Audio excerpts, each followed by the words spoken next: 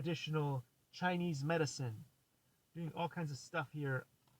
And I've been doing these videos for a long time, as I said before, on YouTube. You guys can find me there.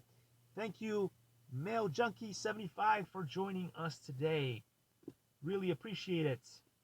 It's good. It's good to have awesome people in the chat today, rather than doing this on YouTube where there is only one person that shows up and the rest is just the YouTube algorithm hating on whatever I say and not promoting the contents. As again, if you guys just joined, oh, what's up? Ryan Cook E970, thank you so much for showing up on the channel. Whenever people show up on the channel, I am very happy. Thank you guys for being here. It's been me here talking about 20 minutes.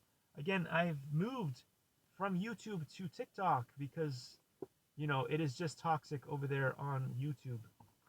Dry. Okay, so we're going to do, as I said before, reading from The 10 Stages of Diagnostics and Therapeutics in Traditional Chinese Medicine. We've just finished reading some other books. This one here was the one that we read earlier, Investment Management, a Science to Teach or an Art to Learn, from the CFA Institute Research Foundation. And we also read from this book here, which was Cocktails, How to Mix Your Own Cocktails. You want to become a bartender or a mixologist. So we've been doing that every morning in the Marker Reviews channel. All right, so let's jump in real quick. We're going to start with cough. Here it says, cough. Dry cough indicates damage to lung by heat, consumption of fluid, by dryness, fire, or consumption, disease.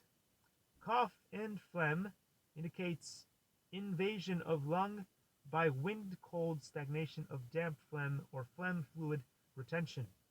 Cough in deep, thick voice indicates external contraction or internal phlegm damp. Cough in weak voice indicates deficiency due to internal injury. Hiccup. Hiccup in high and sonorous voice indicates excess heat syndrome. Hiccup in low and weak voice without going up to the throat indicates deficiency syndrome. Hiccup with high frequency usually indicates heat syndrome. Hiccup with low frequency usually indicates cold syndrome. Non-continuous hiccup with long intermittence occurring in the advanced stage of chronic disease or febrile disease. Continuous hiccup, a sign of excess heat syndrome. Belching without odor indicates this